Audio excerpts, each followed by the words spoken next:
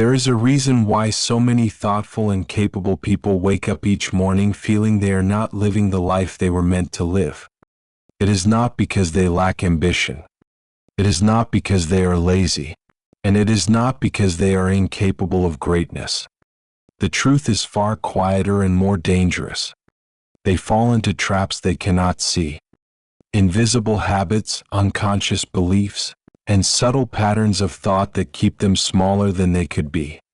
Friedrich Nietzsche once wrote, "The individual has always had to struggle to keep from being overwhelmed by the tribe. That struggle is still alive in each of us today." The loudest enemies of your potential are not outside in the crowd. They are within you, beliefs borrowed from others, habits that feel harmless, excuses that appear reasonable, yet sabotage everything you could become. Most people live half asleep. They wake up, reach for their phone, rush through routines, and move through the day as if it were already written. Days turn into weeks.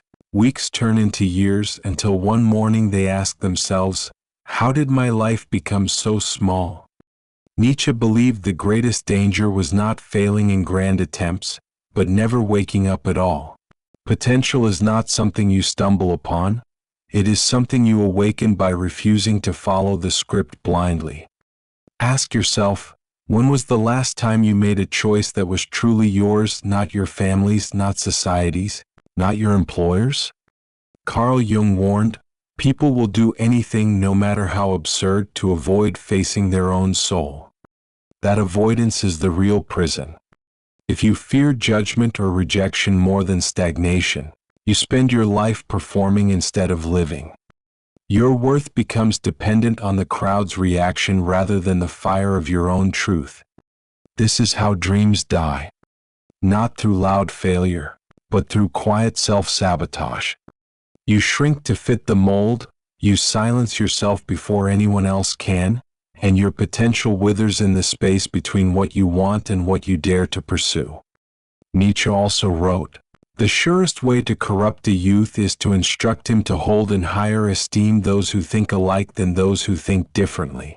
The secret is this: the most powerful force in the world is a person willing to be misunderstood for the sake of their truth." Start with small acts of rebellion against conformity. Say no when you mean no. Wear what reflects you, not what is safe. Speak the opinion you would normally swallow. The less you bend to fit in, the more you begin to grow. Many people waste their lives waiting for permission. From parents, from bosses, from invisible rules that shape society. But permission never comes. Potential dies in waiting rooms. You do not need someone else's blessing to begin. You need only to claim your own. Ask yourself, what am I waiting for, and what is the worst that could happen if I begin now without approval? Most regrets are born not from failure, but from hesitation. Every someday eventually turns into never. Comparison is another silent thief. It begins early, comparing yourself to classmates, neighbors, friends. It continues with every scroll through curated lives on screens. And the more you compare, the less you see your own path. Nietzsche warned, "He who despises himself still respects himself as one who despises." Comparison turns ambition into envy and gratitude into self-doubt. You cannot run your race while staring sideways. Your only competition is the version of yourself from yesterday. Try this. Spend 1 week celebrating every small win. Notice when you feel the urge to compare and redirect that energy back to your own work. Your only rival is your past self. Jung believed that growth always requires discomfort. He wrote, "There is no coming to consciousness without pain." Comfort may feel safe, but it slowly kills potential. Every time you avoid risk or awkwardness, you choose to shrink. Every step into discomfort, whether it is risk, uncertainty, or vulnerability, is a step toward becoming who you are meant to be. So ask, what have you been avoiding because it feels too hard, too new, or too uncertain? Do it. Let discomfort be your compass. If it scares you and you know it matters, that is the direction of growth. The truth is this: most people will nod along and do nothing. But if you are still here, if you are still listening, you are not like most people. You are already questioning the script you were handed. You are awake enough to want more. And once you recognize the traps, the awakening begins. Your potential is not waiting to be found. It is waiting for you to stop sleepwalking, to stop asking for permission, and to start living your own truth.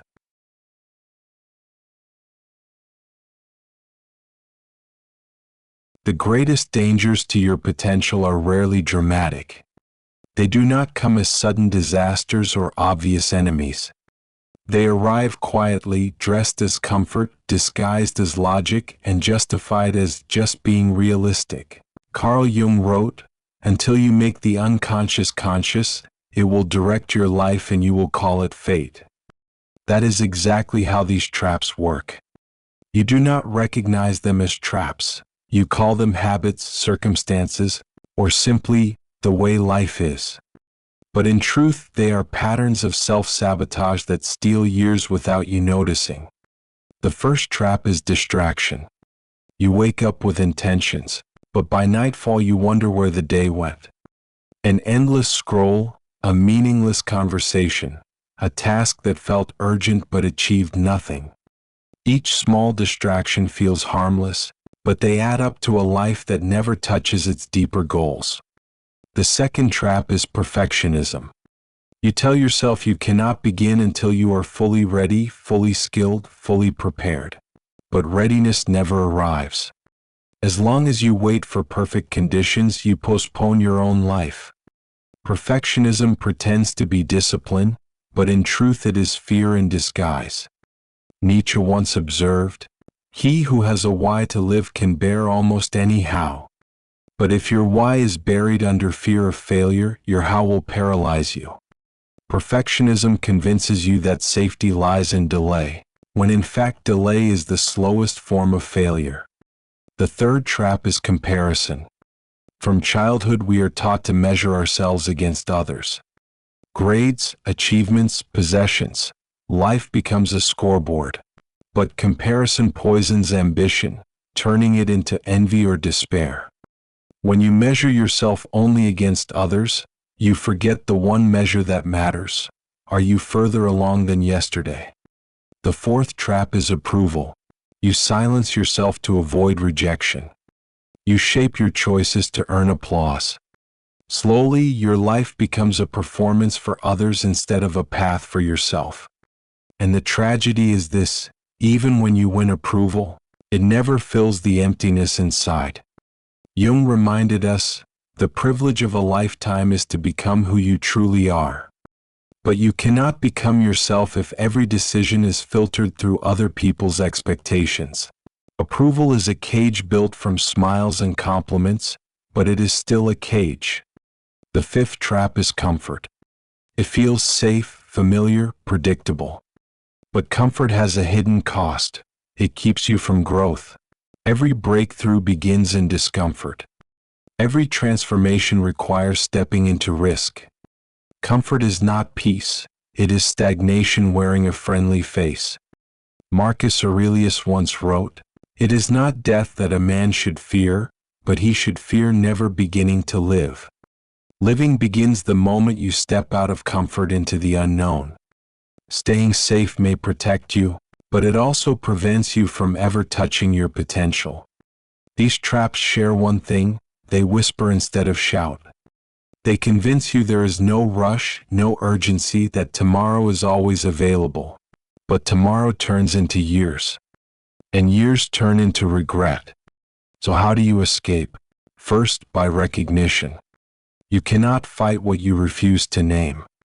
Notice the moments when distraction pulls you, when perfectionism delays you, when comparison poisons you, when approval silences you, when comfort numbs you. Second, by choice. Every time you see the trap, you are given a decision. Continue the pattern, or break it. The break does not have to be dramatic. It can be as simple as putting the phone down, speaking your truth once, starting before you feel ready. These small acts weaken the trap's grip. Third, by persistence. The traps do not vanish in a day. They will call you back again and again. But persistence, choosing differently over and over, is how unconscious patterns dissolve. Jung believed that wholeness is not found by cutting parts of ourselves off, but by integrating them. That means learning from each trap, not just fighting it. Distraction can teach you what you are avoiding. Perfectionism can reveal what you truly fear. Comparison can highlight what you value. Approval seeking can show you where you long for acceptance. Even comfort can remind you of where you have stopped growing. Every trap carries a lesson if you are willing to face it honestly. And once you face it, the unconscious becomes conscious, and what once felt like fate becomes choice. The hidden traps are not destiny, they are only patterns. And the moment you see them for what they are, you can begin to walk free.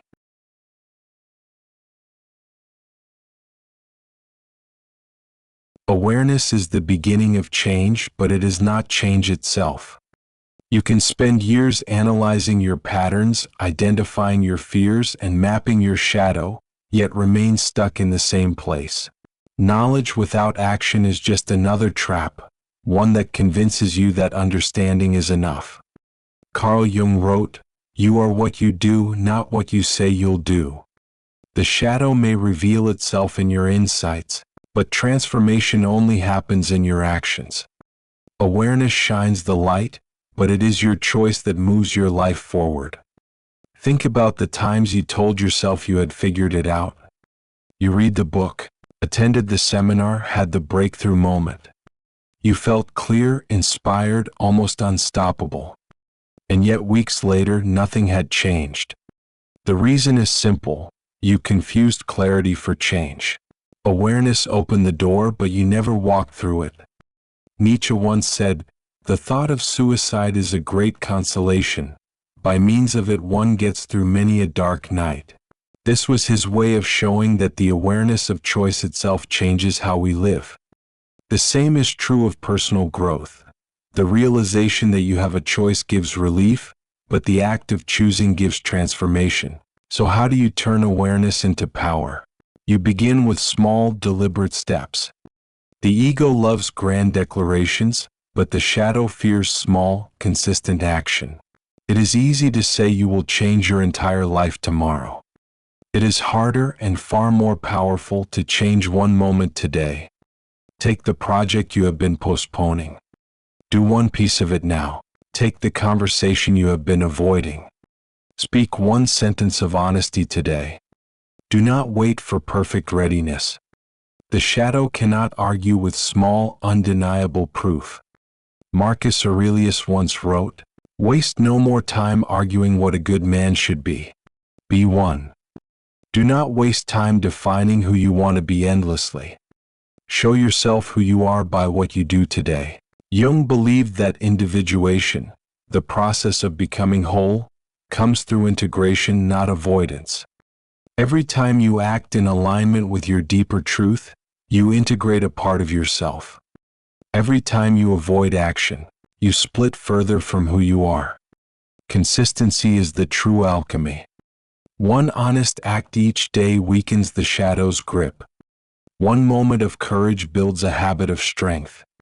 Over weeks and months, these choices accumulate into transformation that no single burst of motivation could create.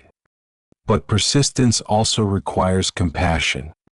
You will fail, relapse, and fall back into old patterns.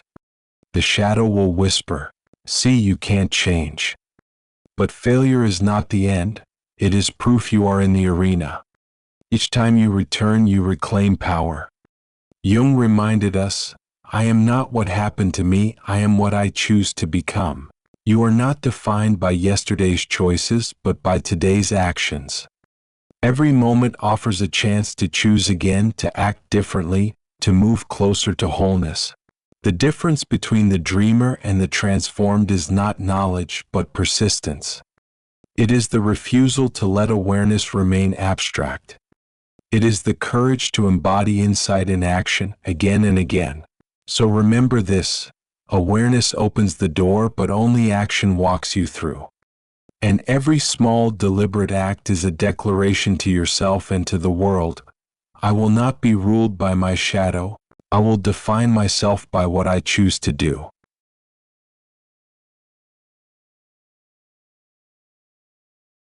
The moment you begin to act differently, resistance will rise.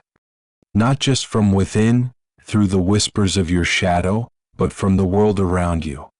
Criticism, misunderstanding, even mockery will come, because your change unsettles the people who preferred you predictable.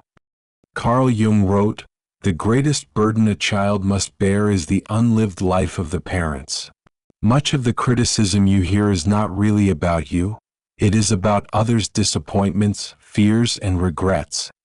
They project what they have not faced onto you.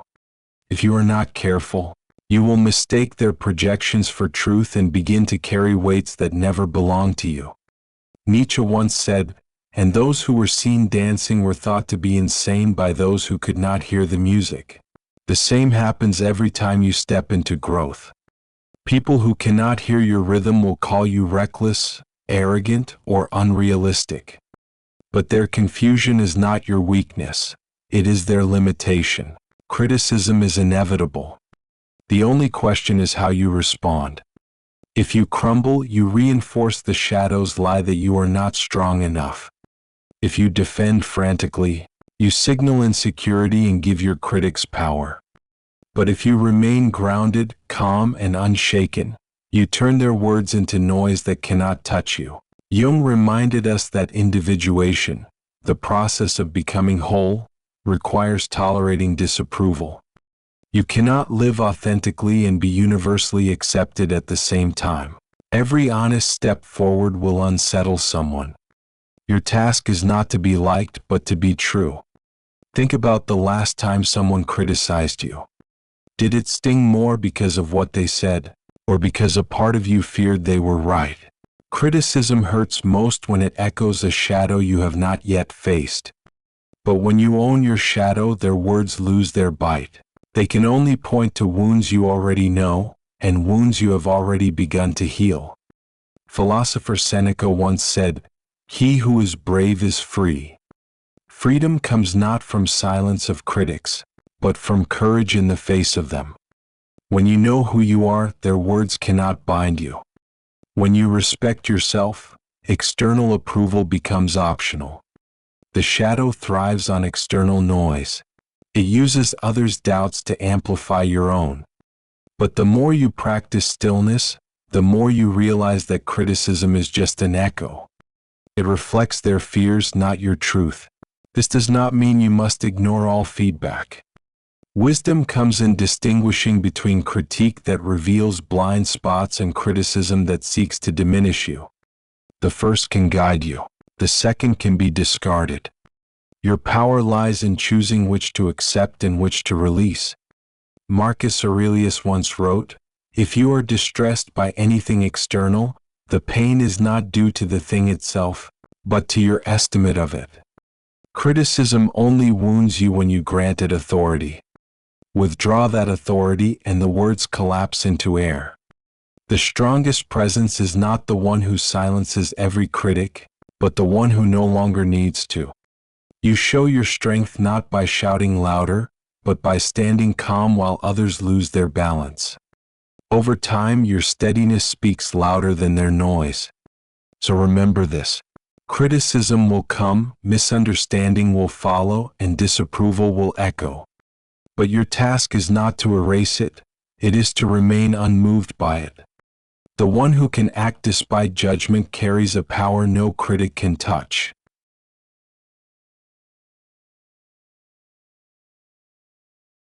The greatest illusion is that freedom comes when the world finally stops criticizing you. You imagine a day when no one doubts you, no one resents you, no one misunderstands you. But that day will never come. Freedom does not arrive when the noise fades. It arrives when the noise no longer controls you. Carl Jung wrote, "The privilege of a lifetime is to become who you truly are." That privilege cannot be granted by applause, nor can it be taken by rejection. It is claimed the moment you stop abandoning yourself for the sake of approval. You become free when you choose authenticity, even if it costs you acceptance. Nietzsche once observed, "Become who you are." It sounds simple, but it demands everything. It means stepping into a life where you will be misunderstood, judged, even resisted. But it also means stepping into a life that is undeniably yours.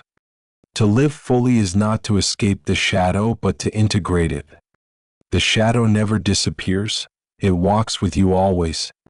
But when you face it honestly, when you bring it into the light, its power shifts. It no longer sabotages you in the dark, it becomes a source of strength. Your fears teach you courage, your doubts deepen your wisdom, and your flaws remind you of your humanity. Jung reminded us, wholeness is not achieved by cutting off a portion of one's being, but by integration of the contraries. Freedom is not about perfection, it is about wholeness. It is about holding light and shadow together without shame. It is about saying, I am both fear and strength, both wound and healing, both failure and possibility, and I do not need to hide. Marcus Aurelius wrote, "The best revenge is not to be like your enemy." To live freely is to stop mirroring the insecurity, jealousy, and pettiness of others. It is to rise above, steady in yourself, no longer defined by their storms. So what does true freedom look like in practice? It looks like saying no without guilt. It looks like beginning without waiting for permission. It looks like speaking your truth even when your voice shakes. It looks like embracing imperfection, knowing that mistakes are proof of courage, not evidence of failure. Freedom also means solitude without fear. Most people cling to shallow connections rather than face themselves. But when you can sit alone, hear your own thoughts, and still feel whole, you carry a power that no rejection can threaten. You are no longer dependent on external validation because you have built an inner foundation that cannot be shaken. And perhaps most importantly, true freedom means presence. It means living today instead of postponing life for some imagined perfect future. You stop waiting for the right moment, the right skill, the right approval. You understand that this moment, imperfect as it is the only one in which life can be lived. So remember this. Freedom is not found in the absence of criticism, but in the absence of dependence on it. Not in eliminating the shadow, but in accepting it. Not in pleasing the world, but in belonging fully to yourself. Jung believed that every soul longs for wholeness, and every path to wholeness requires courage. You cannot bypass the shadow, silence the critics, or avoid the pain of growth. But you can carry all of it, and still move forward. True freedom is the quiet strength of someone who has nothing left to prove, the calm presence of a person who respects themselves too much to perform for approval, and the enduring power of a life lived authentically, even in the face of judgment. You are not here to be perfect. You are not here to be universally liked. You are here to live as yourself, fully, fiercely, without apology. And in that choice, you discover the freedom that no shadow and no critic can ever take away.